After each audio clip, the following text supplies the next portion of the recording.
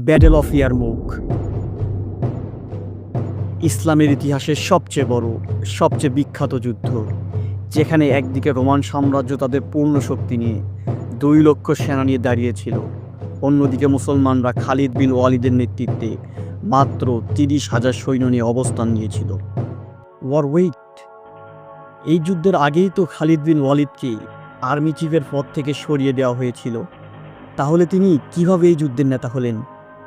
এই যুদ্ধের গল্প, ইয়ারমুকের ইতিহাস অত্যন্ত ইন্টারেস্টিং হতে চলেছে।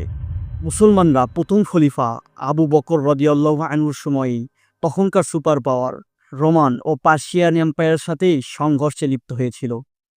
আর যখন হযরত ওমর রাদিয়াল্লাহু আনহু খলিফা হলেন, তখন মুসলমানরা খালিদ বিন ওয়ালিদের নেতৃত্বে এই দুই এম্পায়ার থেকে সমস্ত অঞ্চল জয় করেছিল। কিন্তু প্রথমে যখন হযরত ওমর খলিফা হলেন, তখনই তিনি খালিদ বিন ওয়ালিদকে তারপর চিফ অফ আর্মি থেকে অপসারণ করেন। তার স্থলে আবু উবাইদা ইবনুল জাররাহকে নতুন চিফ অফ আর্মি নিযুক্ত করেন।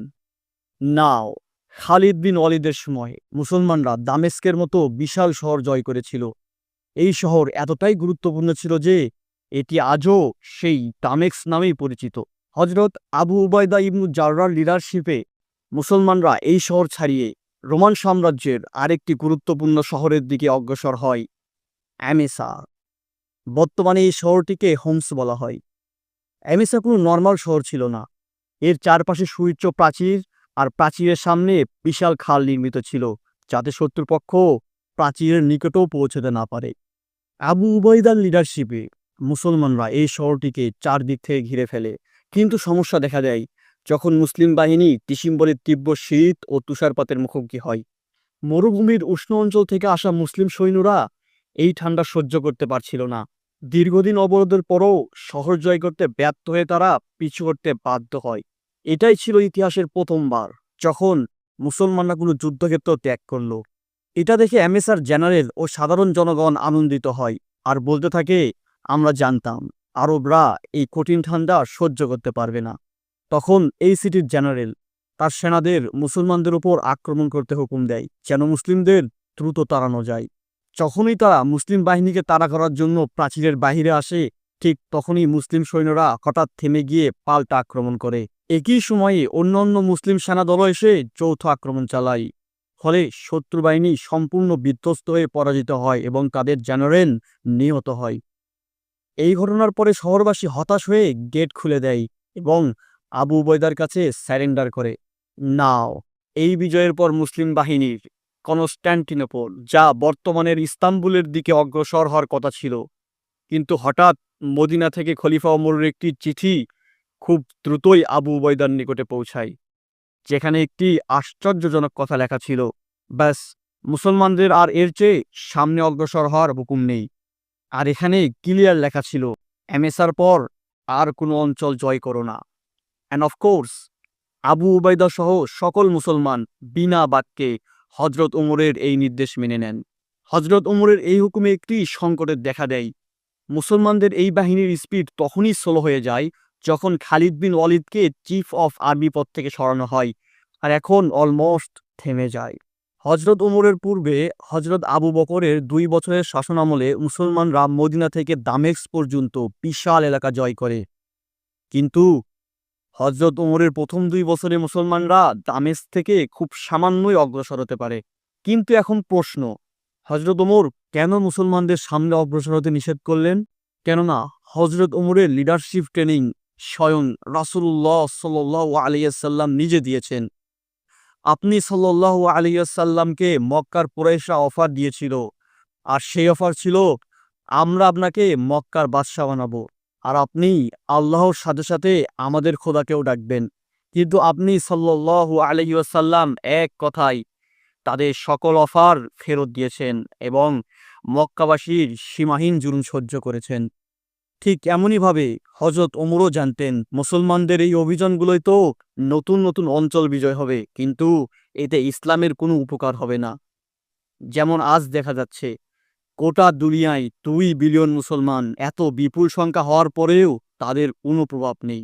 তো হযরত ওমর রাদিয়াল্লাহু আনহু চেয়েছিলেন যে মুসলমানরা সংখ্যায় কম হলেও প্রকৃত মুসলিম হোক। হযরত ওমর রাদিয়াল্লাহু আনহুর নিকটে নিজের হুকুমতের চেয়ে ইসলামের মূল্য অনেক অনেক বেশি ছিল।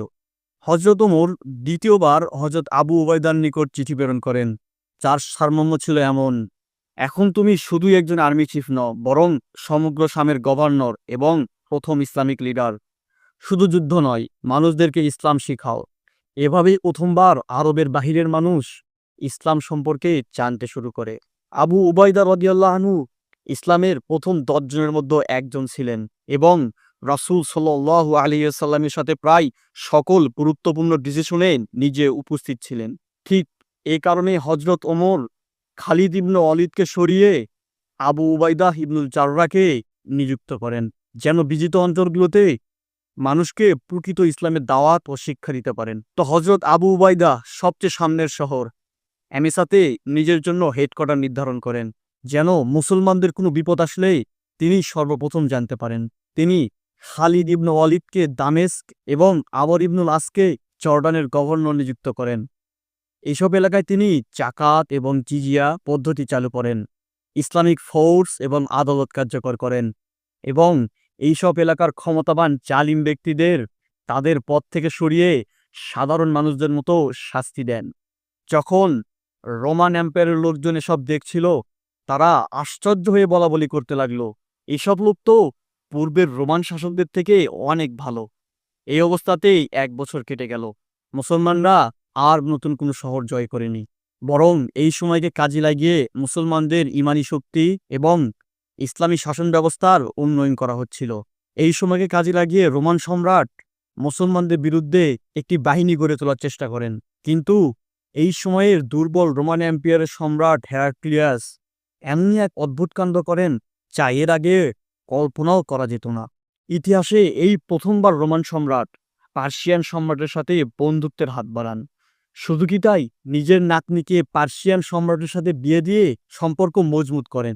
এটা বড়ই অসম্ভব বিষয় ছিল, কারণ এর আগে প্রায় 800 বছর ধরে রোমান এবং পার্সিয়ান এম্পায়ার পরস্পরের প্রধান শত্রু ছিল। এই দুই এম্পায়ার মুসলমানদের এতই ভয় পেয়েছিল যে তারা নিজেদের 800 বছরের শত্রুতা ভুলে মুসলমানদের বিরুদ্ধে এক হয়ে দাঁড়িয়ে গেল। এটা এমনই ছিল যেমন আজকের ভারত পাকিস্তান কিংবা ইসরায়েল ফিলিস্তিন তৃতীয় কোনো শক্তির বিরুদ্ধে এক হয়ে যায়, যা অসম্ভব বিষয়। কিন্তু হযরত ওমরের খেলাফতে মুসলমানদের ভয় এই দুই এম্পায়ারকে এক হতে বাধ্য করেছিল। এখন এই দুই এম্পায়ার নিজেদের সাম্রাজ্যে মুসলমানদের বিরুদ্ধে বিশাল এক বাহিনী গড়ে তুলেছিল, যার ফলে মুসলমানদের ইয়ারমুক এবং কাদসিয়ার মতো বড় বড় যুদ্ধে লড়তে হয়েছিল। রোমান সম্রাট আনাতোলিয়ায় সকল জেনারেলদের সাথে এক মিটিংয়ের আয়োজন করেন। সম্রাট বলেন, আমরা অস্ত্রে এবং সংখ্যায় মুসলমানদের চেয়ে অধিক হওয়া সত্ত্বেও কেন সকল যুদ্ধ বারবার হেরে যাচ্ছি? সকল জেনারেল একই উত্তর দিল, মুসলমানদের অস্ত্র অনেক হালকা এবং তার আক্রমণে অনেক ক্ষিপ্র, আর তারা আমাদের সাথে একটি যুদ্ধক্ষেত্রে লড়ে না, বরং ছোট ছোট ভাগ হয়ে সাম্রাজ্যের বিভিন্ন অঞ্চলে লড়াই করে। এসব শুনে রোমান সম্রাট আসন ছেড়ে দাঁড়িয়ে বলল, এসবের একটাই সমাধান, যদি তোমরা আজীবনের জন্য আরবদের গোলামি থেকে বাঁচতে চাও, তাহলে সমগ্র সাম্রাজ্যের সৈন্য আনাতোলিয়ায় একত্রিত করো। তিনি এই হুকুমও জারি করেন যে যুদ্ধ করতে সক্ষম এমন সকল পুরুষকে তাদের ইচ্ছায় বা অনিচ্ছায় রোমান বাহিনীতে সংযুক্ত করো। এসব পদক্ষেপে আনাতোলিয়ায় লক্ষাধিক রোমান বাহিনী জমা হতে শুরু করে। তাদের কৌশল ছিল মুসলমানদের এই ছোট ছোট লড়াই থেকে ফিরিয়ে এক বড় যুদ্ধের মুখোমুখি করা।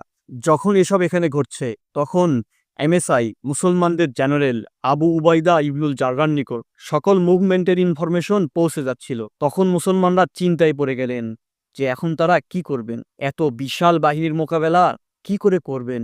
চারদিক থেকে রোমানরা মুসলমানদের উপর বদলা নিতে অগ্রসর হচ্ছিল। মুসলমানদের এই ঘাবড়ে যাওয়া দেখে হযরত আবু উবাইদা একটি মিটিং কল করেন এবং জেনারেলদের বলেন, এখন আমাদের এই বিশাল বাহিনীর সামনে কি করা উচিত। সকল জেনারেল এই পরামর্শ দিল যে কোনো লড়াই ছাড়াই এই সিটি এমেসা ছেড়ে দামেস্কে ফেরত যেতে হবে, যেখানে খালিদ ইবনে ওয়ালিদ তার বাহিনী নিয়ে অবস্থান করছেন। ফিরে যাওয়ার পূর্বে আবু উবাইদা ইবনুল জাররাহ শহরের ফিন্যান্স মিনিস্টারকে ডাকেন এবং হুকুম দেন জনগণের সকল জিজিয়া ট্যাক্স তাদের ফিরে দিতে, কেননা এই জিজিয়া ট্যাক্স আমরা তাদের নিরাপত্তা দেওয়ার জন্যই নিয়েছিলাম, আর এখন যখন আমরা তাদের নিরাপত্তা দিতে পারছি না, তখন এই ট্যাক্সের উপর আমাদের আর কোনোই অধিকার নেই। যখন মুসলমানরা দামেস্কে ফিরে যাওয়ার প্রস্তুতি নিচ্ছিল, তখন ফিন্যান্স মিনিস্টার তার টিম নিয়ে শহরের প্রতিটা ঘরে ঘরে তাদের ট্যাক্সের অর্থ ফিরিয়ে দিচ্ছিল। এই ঘটনা দেখে শহরের লোকজন অবাক হয়ে গেল। আসলে তারা কেমন মানুষ? আমরা তো এ বিষয়েই খুশি ছিলাম যে তারা আমাদের শহর দখল করে আমাদেরকে হত্যা করেনি, নারীদেরকে কিছুই করেনি, আমাদের সম্পদও ছিনিয়ে নেয়নি, আর এত কিছুর পরেও আমাদের থেকে নেওয়া ট্যাক্সও ফিরিয়ে দিল। শহরবাসীর মধ্য থেকে একজন মুসলমান জেনারেলের কাছে এসে এমনও বলেছিল যে খোদা আপনাদেরকে আবারও আমাদের উপরে নিয়ে আসুক। অবশেষে মুসলিমরা এই সিটি হোমস ছেড়ে দামেস্কের দিকে রওনা দেয়, যেখানে হযরত খালিদ বিন ওয়ালিদ রাদিয়াল্লাহু আনহু তার বাহিনী নিয়ে অপেক্ষা করছিলেন। দামেস্কে পৌঁছে সকল জেনারেল আবারও মিটিংয়ে বসেন। এখন সামনে আমাদের কি করা উচিত? যখন এই মিটিং চলছিল তখন হঠাৎই জর্ডান থেকে হযরত আমর ইবনুল আস রাদিয়াল্লাহু আনহুর একটি চিঠি আসে। লেখা ছিল, রোমান বাহিনীর শক্তি ও সংখ্যা দেখে শুধু জর্ডান নয়, চারদিকে খ্রিস্টানরাও বিদ্রোহ করছে। এখন যখন তারা এটা দেখছে যে মুসলমানরা এমেসা থেকে পিছু হটেছে, তো তাদের কনফিডেন্স আরো বেড়ে গিয়েছে এবং চারিদিকে ছড়িয়ে পড়া এই বিদ্রোহ নিয়ন্ত্রণ করা কঠিন হয়ে পড়েছে। এখন মুসলমানরা দুই দিক থেকেই ফেঁসে গেল। সামনে বিশাল রোমান বাহিনী এবং পিছনে খ্রিস্টান বিদ্রোহীরা। এখন মুসলিম জেনারেলদের এটা অনুধাবন হলো যে এই দামেস্কে অবস্থান করাটাও খুবই ঝুঁকিপূর্ণ হতে পারে। কিন্তু দামেস্ক অনেক বড় শহর ছিল। এই সিদ্ধান্ত এই জেনারেলরা নয়, বরং মদিনা থেকে খলিফা হযরত ওমর রাদিয়াল্লাহু আনহু, উনার মন্ত্রী আব্দুর রহমান বিন আউফ, ওসমান এবং আলী রাদিয়াল্লাহু আনহুম করেছিলেন। কিছুদিনের মধ্যেই মদিনা থেকে হযরত ওমরের চিঠি ডাইরেক্ট দামেস্কে এসে পৌঁছায়, যেখানে লেখা ছিল, ফয়সালা হয়ে গেছে, দামেস্ক শহরও ছাড়তে হবে। বরং শুধু দামেস্ক নয়, পুরো শাম ছেড়ে দিতে হবে এবং এখান থেকে পিছু হটে এমন জায়গা যুদ্ধের জন্য নির্ধারণ করতে হবে যার পিছনে শুধুই আরব অঞ্চল থাকবে, যেন পিছন থেকে কেউ আক্রমণ চালাতে না পারে। শত্রুরা যেন শুধু চোখের সামনেই থাকে। দ্রুতই খলিফার এই হুকুম কার্যকর করা হয়। মুসলিম বাহিনী দামেস্ক ছেড়ে পিছু হটে জর্ডানের দিকে, যেখানে আমর ইবনুল আস তার বাহিনী নিয়ে অবস্থান করছিল। বাট যাওয়ার পূর্বে শহরের বাসিন্দাদের, যাদের থেকে জিজিয়া ট্যাক্স নেওয়া হয়েছিল, আবু উবাইদা তা ফেরত দেওয়ার হুকুম দেন। এখানকার লোকজনও এমেসার মতো অবাক হয়ে বলে, আসলে এরা কেমন মানুষ? মুসলমানদের এই বাহিনী এবং আমর ইবনুল আসের বাহিনী ইয়ারমুক নদীর তীরে মিলিত হয় এবং শামে মুসলমানদের যত সৈন্য ছিল সবাই এখানে এসে একত্রিত হয় আর রোমান বাহিনীর অপেক্ষা করতে থাকে। ওইদিকে মদিনায় হযরত ওমর রাদিয়াল্লাহু আনহু এবং ওনার সকল মন্ত্রী খুবই চিন্তায় ছিল যে এখন এত বিশাল বড় বাহিনীর মোকাবেলা কিভাবে করা যায়, কারণ এখন পর্যন্ত ইসলামের ইতিহাসে এটাই সবচেয়ে বড় যুদ্ধ ছিল। তো ওনারা মুসলমানদের এই বাহিনীকে সাহায্যের জন্য মদিনায় এই বাহিনীর জন্য লোক জমা করা শুরু করলেন। খলিফা হযরত ওমর মসজিদে নববীতে সকলকে দেখে এক জবরদস্ত খুতবা দিলেন। খুতবার পর প্রথম ওই ১০০ জন সাহাবী উঠে দাঁড়ালেন যারা বদরের যুদ্ধ শামিল ছিলেন। উনাদের বয়স অনেক বেড়ে গিয়েছিল, তারপরেও উনারা এই লড়াইয়ের জন্য তৈরি হয়েছিলেন, কেননা রোমানদের বাহিনী অনেক বড় ছিল। এই ১০০ জন সাহাবীকে দেখে আরো ৬,০০০ সাহাবী যুদ্ধের জন্য তৈরি হয়ে যান, ইয়ারমুক প্রান্তরে লড়াইয়ের জন্য। এসব দেখে হযরত ওমর রাদিয়াল্লাহু আনহু নিজে ইয়ারমুকে গিয়ে মুসলিমদের নেতৃত্ব দেওয়ার ইচ্ছা পোষণ করেন। কিন্তু বাকি সাহাবীরা উনাকে বুঝায় যে এই যুদ্ধ জেতা খুবই কঠিন, আর কখনোই এমন না হোক যে মুসলমানরা এই যুদ্ধে পরাজিত হয় এবং তাদের খলিফাকে হারিয়ে ফেলে। এতে ইসলামের বড়ই ক্ষতি হয়ে যাবে। তো আপনি এই যুদ্ধের জন্য নিজে যাবেন না। ওইদিকে ইয়ারমুকের প্রান্তরে একদিকে ২ লক্ষ এবং অপরদিকে মাত্র ৩০,০০০ বাহিনী দাঁড়িয়েছে।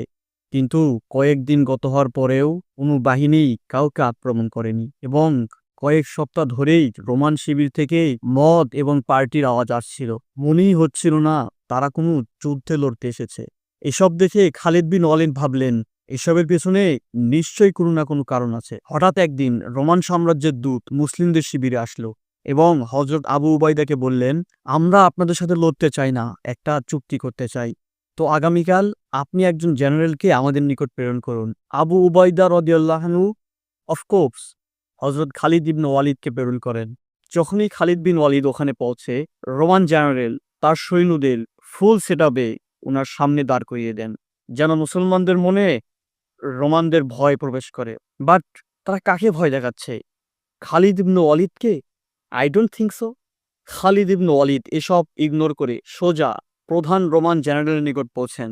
তখন পাশ থেকে একজন দাঁড়িয়ে যিশু তথা ঈসা আলাইহিসসালামের প্রশংসা করতে লাগলো। তারপর শুরু করলো রোমান সম্রাট হেরাক্লিয়াসের প্রশংসা। বলতে লাগলো, হেরাক্লিয়াস বিশ্বের সবচেয়ে শক্তিশালী এবং ক্ষমতাধর বাদশা। যখন ওই ব্যক্তি একটু বেশি বলে ফেলছিল, তখন খালিদ বিন ওয়ালিদ তাকে থামিয়ে দেয় এবং বলেন, ইয়েস, আমি মানি যে তোমাদের বাদশাই সবচেয়ে বড় বাদশা, কিন্তু আমরা যাকে লিডার বানিয়েছি তিনি আসলে কোনো বাদশা নন, বরং খলিফা। আর যেদিনই ওনার মনে বাদশা হওয়ার খায়েশ জাগবে, সেদিনই আমরা তাকে ক্ষমতা থেকে নামিয়ে দিব। এই কথা একদম সত্য ছিল।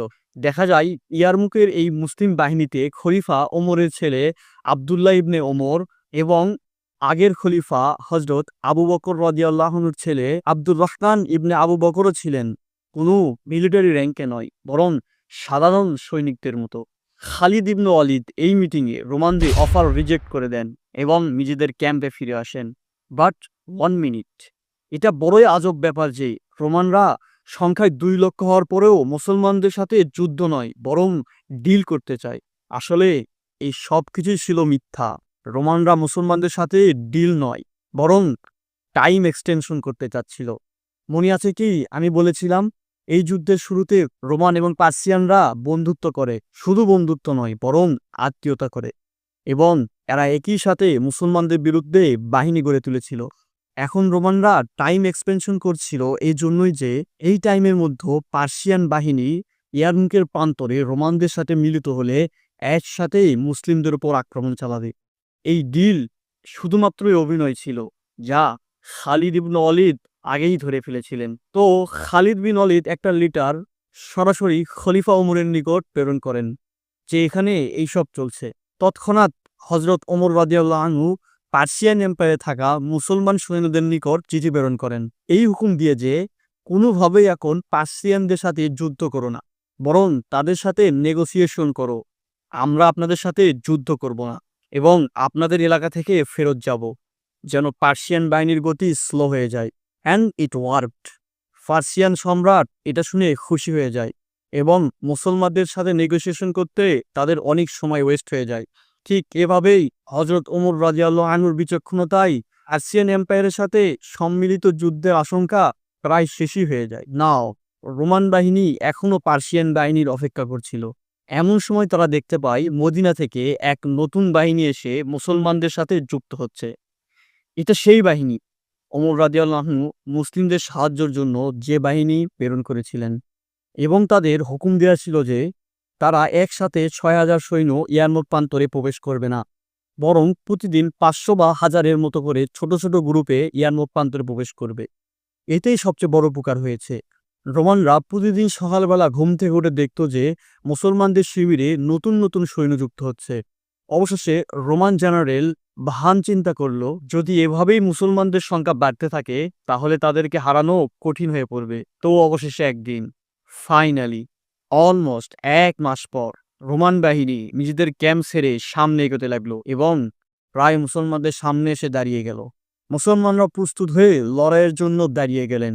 আমির আবু উবাইদা রাদিয়াল্লাহু আনহু নিজেদের বাহিনীকে লড়াইয়ের জন্য অর্গানাইজ করলেন। 4টি ভাগে বিভক্ত করে 4 জন জেনারেলকে নিযুক্ত করলেন: আমর ইবনুল আস, সুরাইবিল, খালিদ ইবনু ওয়ালিদ, ইয়াজিদ বিন আবু সুফিয়ান। যুদ্ধের আগের রাতে আবু উবাইদা সকল জেনারেলদের যুদ্ধের পরিকল্পনা তৈরির জন্য ডাকেন। যখন সবাই যুদ্ধের পরিকল্পনা করছিল, তখন হঠাৎই আবু উবাইদা বলেন, আপনাদের কি মতামত যদি আমরা শুধু এই যুদ্ধের জন্য লিডার পরিবর্তন করি? মানে আমার জায়গায় খালিদ বিন ওয়ালিদকে এই যুদ্ধের লিডার বানাই এবং আর্মি চিফ আমি নিজেই, কারণ আমরা খলিফার হুকুম অমান্য করতে পারবো না শুধু এই যুদ্ধের জন্য। What do you think? এটা শুনে সকল জেনারেল বলল, আমরাও তো এটাই ভাবছিলাম। যুদ্ধের আসল মজা তো এখনই আসবে। তাদের সবার জানা ছিল এমন যুদ্ধে খালিদ বিন ওয়ালিদের মতো বুদ্ধিদীপ্ত নেতৃত্বের খুবই প্রয়োজন। তো পরের দিন, মানে ইয়ারমুক যুদ্ধের প্রথম দিন, আবু উবাইদা ইবনু জাররাহ নিজের পজিশন থেকে সরে আসলেন এবং সাধারণ জেনারেলদের কাতারে দাঁড়িয়ে গেলেন। খালিদ বিন ওয়ালিদ পিছনে এসে দ্বিতীয়বারের মতো চিফ অফ আর্মির দায়িত্বে দাঁড়িয়ে গেলেন এবং যুদ্ধ শুরু হলো। এই যুদ্ধে ওইসব বড় বড় সাহাবী অংশ নিয়েছিলেন যাদের নাম আমরা হাদিস এবং ইতিহাসের পাতায় বারবার দেখতে পাই। For example, Abu Zar Ghifari, Abu Hurairah, Abdullah ibn Umar, Abu Ayyub Ansari রাদিয়াল্লাহু আনহু। যুদ্ধের প্রথম দিন 15ই আগস্ট সাল 636। রোমান এম্পায়ারদের বাহিনীর সংখ্যা বেশি হয়, তারা প্রথমেই আক্রমণ চালায় এবং অনেকক্ষণ যাবৎ লড়াই চলে। কিন্তু এই দিন কোনো বাহিনীরই উল্লেখযোগ্য কোনো ক্ষতি হয়নি, কারণ তারা নিজেদের শক্তি যাচাই করছিল। এবং সন্ধ্যা হতেই দুই বাহিনী তাদের নিজেদের ক্যাম্পে ফিরে যায়। এই দিন এক রোমান সোলজার জর্জ শহীদ হন। শহীদ কেননা যুদ্ধের পূর্বেই জর্জ রোমানদের ছেড়ে ইসলাম কবুল করেন এবং প্রথম দিনের লড়াইয়েই শহীদ হয়ে যান। যুদ্ধের দ্বিতীয় দিন রোমান বাহিনী মুসলমানদের সারপ্রাইজ দেওয়ার জন্য ঠিক ফজরের নামাজের সময় অতর্কিত হামলা চালায়, কিন্তু খালিদ বিন ওয়ালিদের এসব আগে থেকেই অনুমান করা ছিল। তো তারা পৌঁছার পূর্বেই মুসলমানরা যুদ্ধের জন্য শতভাগ রেডি ছিলেন। এবার রোমানরা সর্বোচ্চ শক্তি নিয়ে আক্রমণ করল। যুদ্ধ শুরুর কিছুক্ষণ পরেই মুসলমানদের রাইট উইং, যার কমান্ডার ছিলেন আমর ইবনুল আস, ধীরে ধীরে পিছু হটতে শুরু করেন। এমনকি তারা নিজেদের ক্যাম্প পর্যন্ত পিছিয়ে আসে, যেখানে মুসলমানদের নারী এবং পরিবার অবস্থান করছিল। কারণ মুসলমানরা গত 3 বছর যাবৎ রোমান এম্পায়ারের ভিতরে অবস্থান করছিল, তো তাদের সাথে তাদের ফ্যামিলিও আরব ছেড়ে এখানে বসবাস করছিল। যখন এই নারীরা দেখলো মুসলমানরা যুদ্ধে পিছু হটছে, তখন তারা ক্যাম্পের সামনে অনেকগুলো উট দাঁড় করিয়ে একটি প্রাচীরের ন্যায় তৈরি করলো এবং নিজেরাও তলোয়ার হাতে রোমানদের বিরুদ্ধে লড়াইয়ে নামলো, যা এর পূর্বে কখনোই ঘটেনি। কিছু নারী ক্যাম্প থেকে মুসলমান বাহিনীর উপর পাথর নিক্ষেপ করতে লাগলো এবং এমন কবিতা আবৃত্তি করতে লাগলো যেন মুসলমানরা পিছু হটতে লজ্জা পায় এবং তারা সামনে এগোয়। And it worked. মুসলমান বাহিনী নিজেদের জায়গায় স্ট্রংলি দাঁড়িয়ে গেল। ঠিক সেই সময় খালিদ বিন ওয়ালিদ নিজের বাহিনী নিয়ে রাইট উইংকে রক্ষা করতে এগিয়ে এলেন। আমর বিন আস এবং খালিদ বিন ওয়ালিদ মিলে রোমান বাহিনীকে পেছনে ফেরত পাঠালেন, যেখান থেকে যুদ্ধ শুরু হয়েছিল। এখন যখন মুসলমানরা যুদ্ধে স্ট্যাবল হলো, তখনই লেফট উইং, যার কমান্ডার ছিলেন ইয়াজিদ বিন আবু সুফিয়ান, আক্রমণ সহ্য করতে না পেরে পিছু হটতে শুরু করলো এবং ঠিক রাইট উইংয়ের মতোই ক্যাম্পের নিকট পৌঁছে গেল, যেখানে আবারও মুসলিম নারীরা তলোয়ার হাতে মুসলমানদের সাহায্যে এগিয়ে আসলো এবং এমন কবিতা আবৃত্তি করতে শুরু করলো যেন মুসলমানদের গায়রত বৃদ্ধি পায়। এসব নারীদের মধ্যে হিন্দা ইবনে উতবাও ছিল, যিনি একটি পাথর নিয়ে নিজ স্বামী আবু সুফিয়ানের দিকে নিক্ষেপ করেন এবং বলেন, এখন গিয়ে ওই সকল পাপের বচন করো যা তুমি ইসলাম গ্রহণের পূর্বে করেছিলে। এই বাহিনীও নিজেদের জায়গায় স্ট্রংলি দাঁড়িয়ে যায়। এই ঘটনা দেখে খালিদ বিন ওয়ালিদ আবারও নিজের বাহিনী নিয়ে লেফট উইংকে রক্ষা করতে এগিয়ে এলেন। এখানেও তিনি লেফট উইংকে সামনে এগিয়ে নিলেন, ঠিক যেখান থেকে যুদ্ধ শুরু হয়েছিল। কিছুক্ষণ পরেই সন্ধ্যা নেমে আসে এবং রোমান বাহিনী কোনো অ্যাচিভমেন্ট ছাড়াই ক্যাম্পে ফিরে যায়। যুদ্ধের তৃতীয় দিন রোমানরা আবার নিজেদের সর্বোচ্চ শক্তি দিয়ে আক্রমণ চালালো। কিছুক্ষণ যুদ্ধের পর আবারও ঠিক আগের মতোই রাইট উইং পিছু হটতে শুরু করলো, কিন্তু এবার তাদের অর্ডার দেওয়া ছিল, সোজাসুজি পিছনে এসো না, বরং একটু অ্যাঙ্গেলে পিছনের দিকে আসো, যেন রোমান বাহিনী বিভক্ত হয়ে পড়ে এবং খালিদ বিন ওয়ালিদ সেন্টার থেকে এদের ওপর হামলা করতে পারেন। তো মুসলমান বাহিনীও এক্স্যাক্টলি সেটাই করলো। এভাবেই দুই দল সন্ধ্যা পর্যন্ত লড়াই করলো এবং উভয় পাশেই বহু হতাহতের ঘটনা ঘটল। যুদ্ধের চতুর্থ দিন, যা সবচেয়ে ভয়ঙ্করতম দিন, যাকে আজ পর্যন্ত দ্য ডে অফ লাস্ট আইস বলা হয়ে থাকে। এবার রোমান জেনারেল ভাহান যুদ্ধের স্ট্র্যাটেজি সম্পূর্ণ বদলে দিলেন। তিনি শুধু নিজের লেফট সাইডের সৈন্যদের আক্রমণ চালানোর হুকুম দেন এবং বাকি সৈন্য নিয়ে ধীরে ধীরে সামনে এগোতে থাকেন।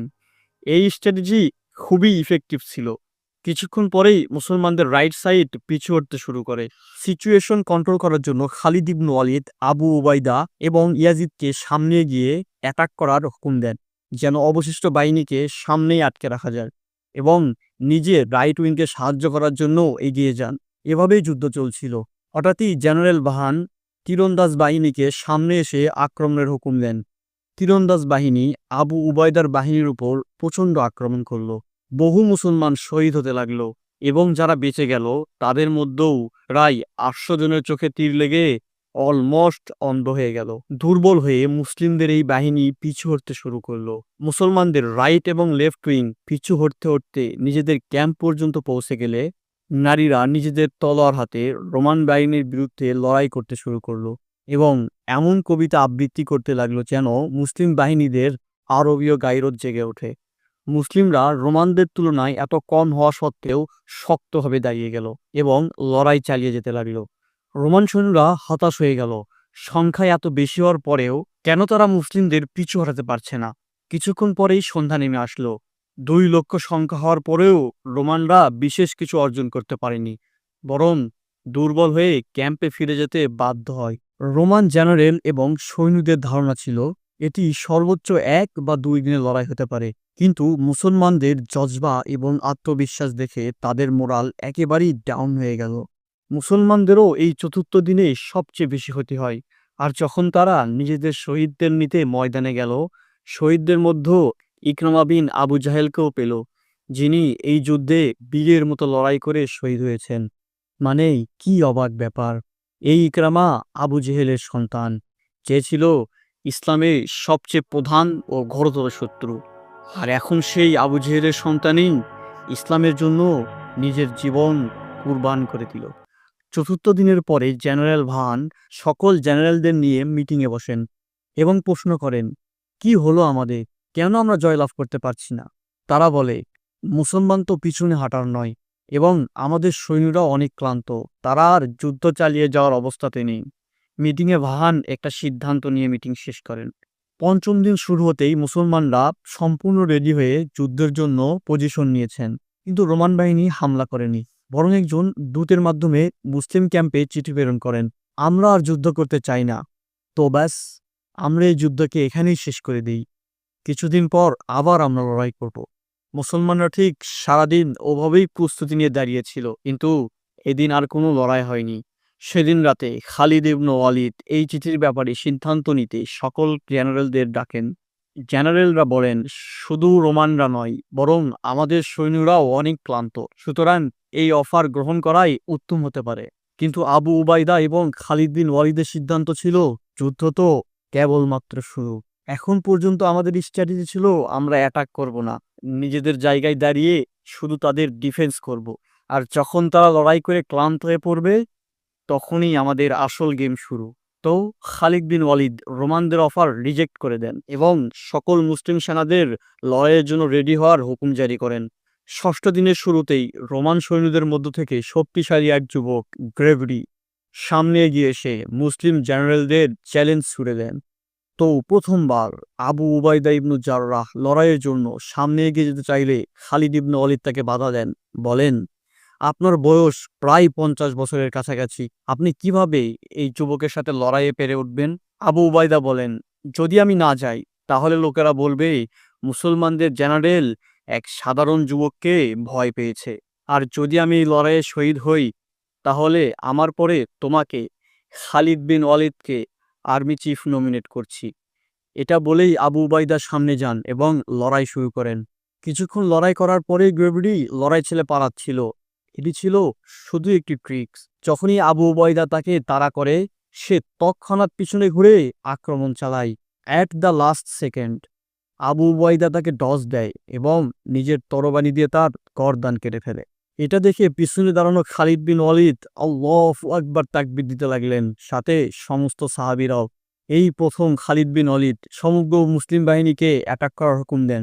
মুসলিম বাহিনী ফুল স্পিডে গিয়ে রোমানদের উপর অ্যাটাক করে, কিন্তু রোমানরা সংখ্যায় এত বেশি ছিল যে এমন জজবা নিয়ে আক্রমণ করেও তাদের তেমন কোনো ক্ষতি করা যাচ্ছিল না। এভাবেই কিছুক্ষণ যুদ্ধ চলার পরে রোমানদের সাথে সাথে মুসলিমরাও মারা পড়তে লাগলো। অবস্থা দেখে এমন মনে হচ্ছিল খালিদ বিন ওয়ালিদ এই অ্যাটাক করে ফুল ডিসিশন নিয়েছেন। পরিস্থিতি এমন যে এই পজিশন থেকে ফিরে যাওয়া একদমই ইম্পসিবল। এমন সময় খালিদ বিন ওয়ালিদ একাই নিজের ঘোড়া নিয়ে খুব দ্রুত ডান দিকে ছুটতে লাগলেন।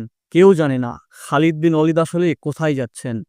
যখনই খালিদ বিন ওয়ালিদ মুসলমান বাহিনী পার হয়ে পাহাড়ের নিকটে পৌঁছলেন, তখনই পাহাড়ের পেছন থেকে 8,000 ঘোড়সওয়ার তার সাথে যুক্ত হলেন এবং খুব দ্রুত বেগে রোমানদের রাইট সাইডে আক্রমণ চালালেন।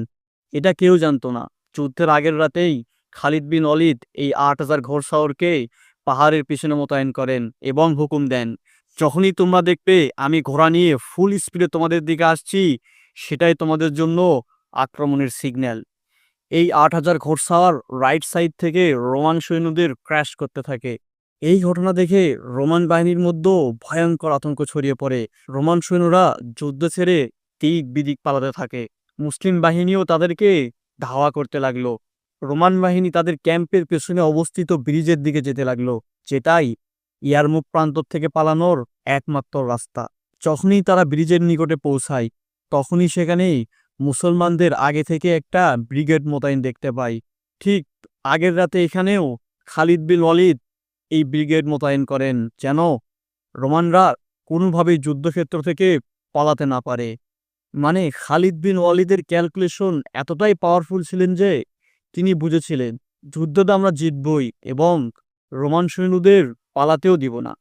বলা হয়ে থাকে, যখন খালিদ বিন ওয়ালিদ রোমান সৈন্যদের পালাতে দেখেন, তখন তিনি এক মুহূর্তের জন্য নিজের চোখ বন্ধ করেন এবং এই বিশাল বিজয়ের জন্য আল্লাহ সুবহানাহু ওয়া তাআলার নিকট শুকরিয়া আদায় করেন। তারপর চোখ খুলে প্রথম প্রশ্ন করেন, ভান কোথায়? তাকে বলা হলো, ভান তো যুদ্ধক্ষেত্র ছেড়ে পালিয়েছে। তৎক্ষণাৎ খালিদ ইবনে ওয়ালিদ ভানকে তাড়া করলেন এবং অল্প কিছুক্ষণ পরে তাকে পাকড়াও করে হত্যা করলেন। এই যুদ্ধ, ইয়ারমুক যুদ্ধকে ব্যাটেল অব দ্য সেঞ্চুরি বলা হয়ে থাকে, যা ইতিহাসকে চিরদিনের জন্য বদলে দিয়েছে। কেননা এই যুদ্ধের পূর্বে শাম এবং এই পুরো অঞ্চলের লোকজন গ্রিক ও অ্যারামীয় ভাষায় কথা বলতো, কিন্তু এই যুদ্ধের পর থেকে আজ পর্যন্ত এসব অঞ্চলের লোকজন নিজেদের ভাষা ছেড়ে আরবি ভাষায় কথা বলে। এই এলাকা শাম একসময় খ্রিস্টানদের কেন্দ্রবিন্দু ছিল, কিন্তু আজ সেখানে সবাই মুসলিম। এখন স্রেফ ইমাজিন করুন, যখন এই বিজয় সংবাদ মদিনায় পৌঁছালো, তখন মদিনাবাসী কতই না খুশি হয়েছিল। এরই সাথে মুসলমানরা দ্বিতীয়বারের মতো শাম নিজেদের নিয়ন্ত্রণে পেয়ে যায়। তারা এখন যেখানে ইচ্ছা সেখানে যেতে পারত, কিন্তু তারা রওনা দেন দ্বিতীয় আরেক শহর, নবী রাসূলদের শহর জেরুজালেমের দিকে।